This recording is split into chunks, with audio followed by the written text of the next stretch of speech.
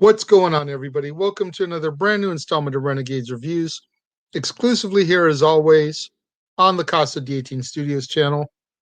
I, of course, am your host, the Renegade JJ Williams, and today I'm going to be discussing from 2016, Sinbad and the War of the Furies, starring John Hennigan, Jamie Bernadette, Josh Fingerhut, Wayne Ward, and Derek Russo, and featuring Georgia Thompson, Chloe Farnworth, and Ashley Doris in the role of the Furies.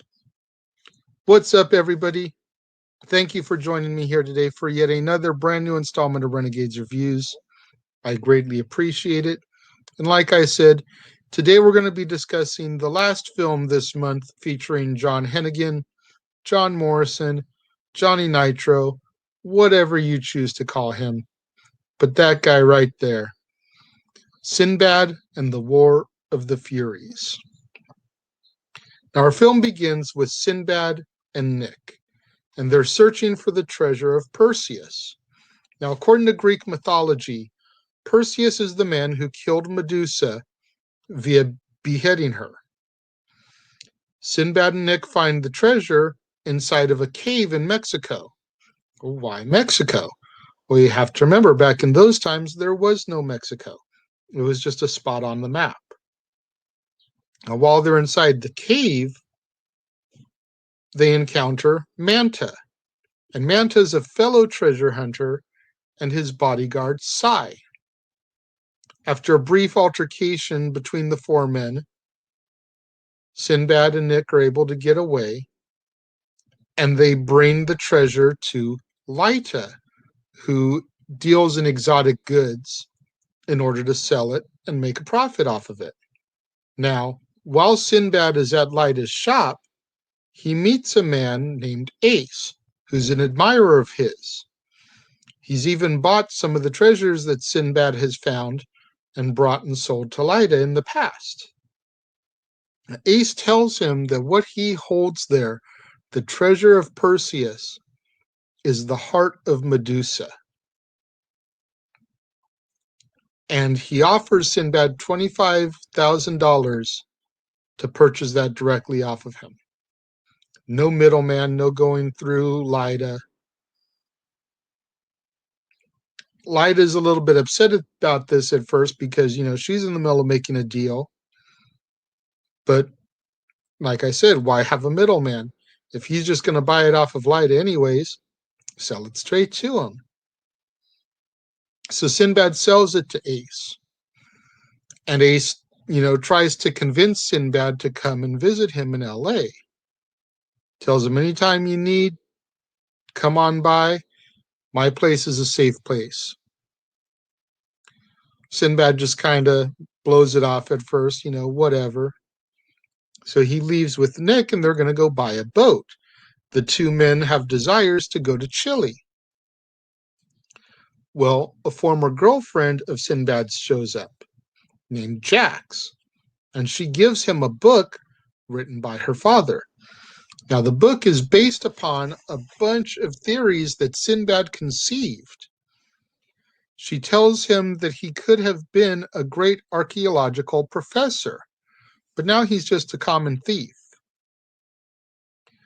Jax admits that she still loves Sinbad, but Sinbad throws her out, wanting no part of it. He's kind of in the mind place of the past is the past.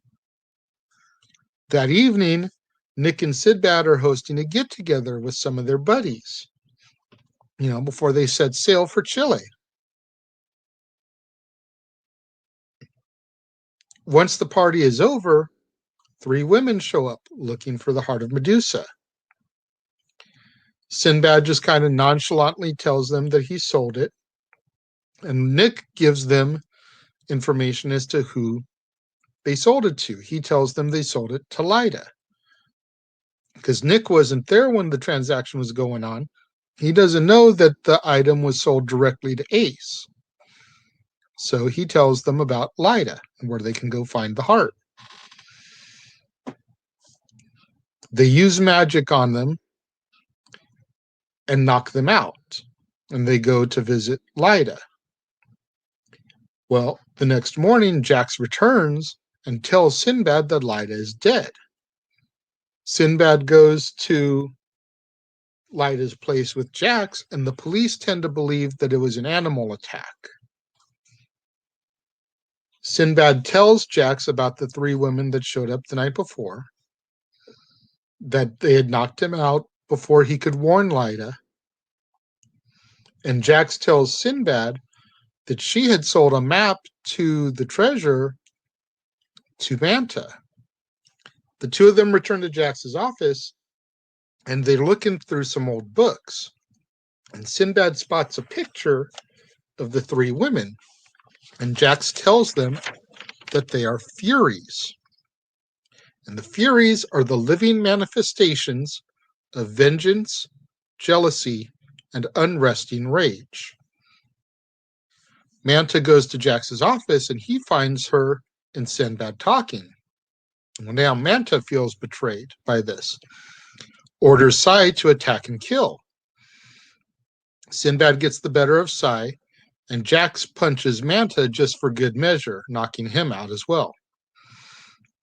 So Jax and Sinbad go into hiding, but the Furies show up. Sinbad pulls his sword, and he stabs the leader of the Furies, Tisiphone. Forgive me for not pronouncing that right. We're going to go with Tisiphone. He stabs her with his sword, but they vanish like magic.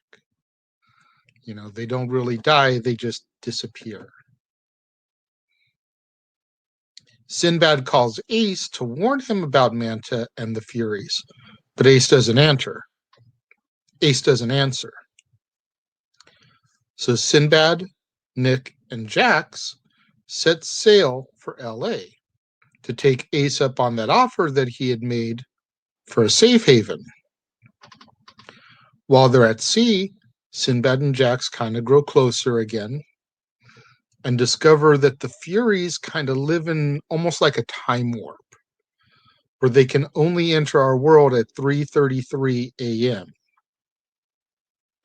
The Furies tried to attack and hypnotize Sinbad on their next encounter with them, but Jax trips him from trying to serve them and stuffs cotton in his ears. And once he comes out of his hypnosis, he's fine, but the Furies get Nick, and he's presumed dead. Upon their arrival in LA, they go to an outdoor market, and a vendor tries to grab Jax and Sinbad for Manta. They're able to evade the capture, and they meet a man who works for Ace. The man brings Sinbad and Jax to Ace's place, and Sinbad tells Ace a lot of what's happened. Ace suggests that they destroy the heart. You know, with no heart, there's nothing for the Furies to pursue. But that suggestion is rejected by Jax, saying that that item is worth millions and there's so much research and study that could be done behind it.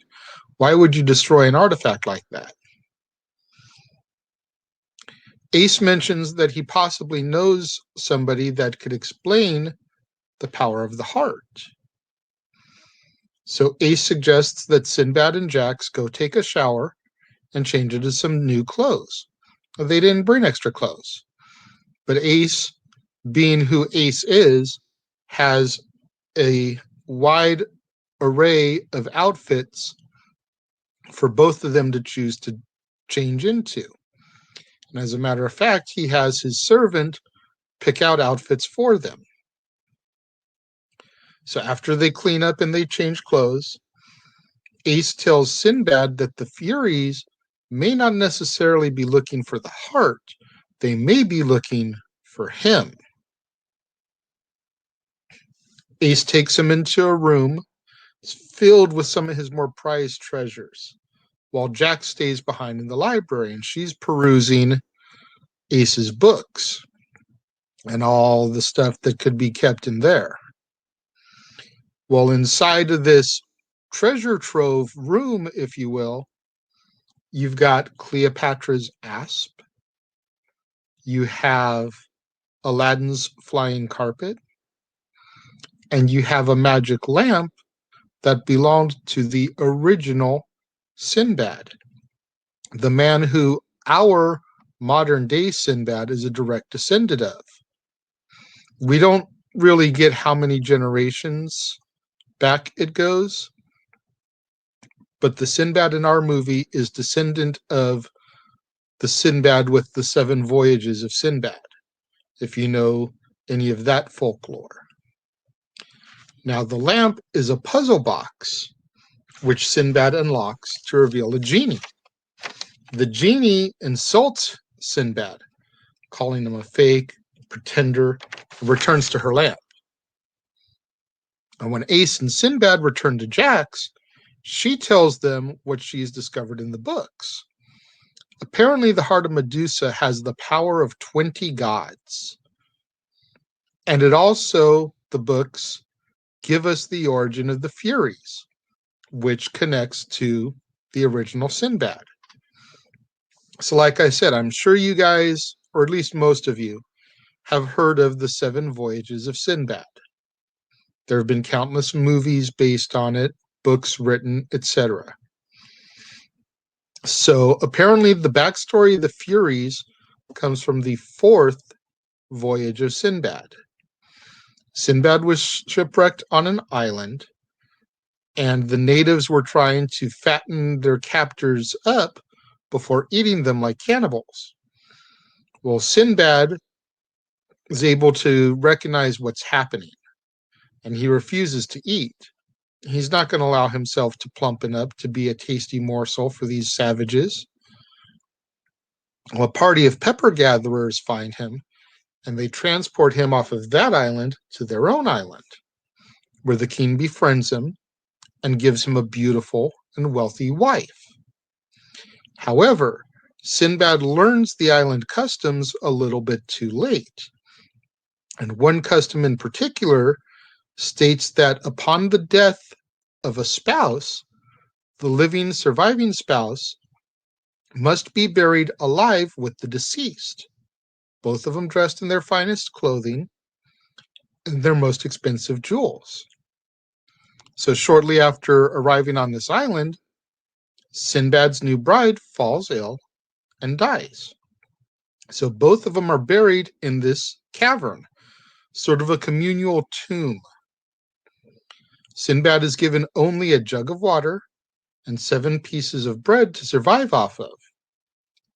And just as Sinbad has exhausted these supplies, another couple is thrown into the cavern. This time it was the husband who has passed and the wife who survived. Well, Sinbad bludgeons the woman to death, stealing her rations, her water, and her bread. This happens a couple more times. Same cycle. Husband is dead. Women survived. Get thrown into the cavern. Sinbad bludgeons them, steals their rations. And then when Sinbad is able to escape and return to Baghdad, well, the 3 women that were bludgeoned to death by Sinbad, the original Sinbad, were reborn as the Furies, thanks largely in part to the Heart of Medusa. And it's now up to our Sinbad, the modern day Sinbad, the descendant, to finish the 8th voyage that's the original Sinbad had started, but then died during, and try to redeem him. Manta and Sai show up, again looking for the Heart of Medusa, and they try to strong-arm them, but it's 3:33 and the Furies show up. The Furies begin their attack, so Sinbad wakes up the genie and has her tell him how to use Aladdin's magic carpet. Sinbad and Jax escape on the magic carpet, and once they're safe and sound, Sinbad confesses to her that he has blamed her for all these years, blamed her for her father stealing his theories and his research. And he apologizes to her and says that she is nothing like her father. Jax then clobbers Sinbad with the heart of Medusa. When he comes to, it's revealed that Jax has been working with Manta all along, and they're going to split $100 million that the heart is worth. Manta and Jax are going to use the heart to try to power a weapon that essentially will turn people to stone, much like Medusa could, before they spontaneously combust, shattering to a million pieces. And they're going to test their weapon on Sinbad and Ace. Sai fires the gun, and Ace sacrifices himself, jumping in front of Sinbad in order to save him. When they try to fire the gun again, the weapon jams, and this allows Sinbad the opportunity to get away. Sinbad goes to the genie, and he tries to figure out a way to call forth the Furies, but it's daytime. So the genie uses her magic to turn it to nighttime, 3:33. So the Furies appear. They want to know why he summoned them. And Sinbad tells them that he needs their help to get the weapon and the heart of Medusa. He wants to make a truce with them, a deal. Well, while this is going on, Jax is tired of Manta demeaning her. So once she gets the weapon restored and working again, she shoots him, turns him to stone, and he combusts. Sinbad and the Furies storm the house, and Jax kills 2 of the 3 Furies, while Sinbad kills Sai. So it's now down to Sinbad, Jax, and Tisiphone, the leader of the Furies. Tisiphone kills Jax, and Sinbad destroys the heart of Medusa, setting Tisiphone's spirit free. Sinbad returns to the boat, and he finds Nick still alive. And they decide to head off to Chile or wherever they desire as our film ends. All right, for the good and the bad. The good. I liked how this film was booked in Greek mythology and folklore. The tales of Perseus, Medusa, Sinbad the Sailor, etc. I really liked how that stuff was woven into the narrative of the story. That being said, the acting was incredibly cheesy. I felt like there were way too many one-liners for this type of film. Not that there can't be comedy in a adventure such as this, but I felt like there were way too many throwaway lines and one-liners. I did think that the women did a very good job. The 3 Furies and the girl who played Jax. Of course, I just closed my notebook, and I now need this.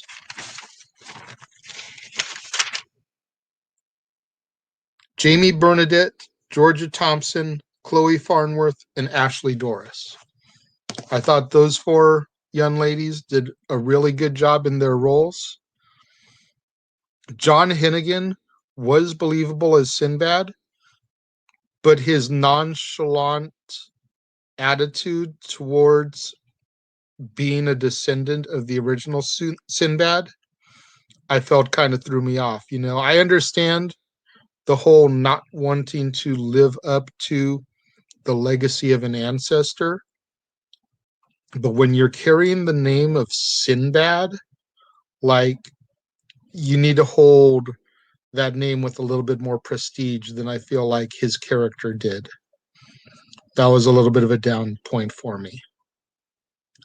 When it comes to my rating for this film, like I say, I did enjoy it. So I'm going to go ahead and I'm going to give it 3 out of 5 stars, right in the middle of the path there. Like I said, I did enjoy the folklore, the mythology, and everything that was woven into this film. I just didn't like some of the acting and the corny one-liners. Make sure you guys get out there on social media. Get those hashtags trending for me. Hashtag Casa D18 Studios, hashtag Renegades Reviews, hashtag Renegade Returns, and of course the ever popular hashtag Shenanigans.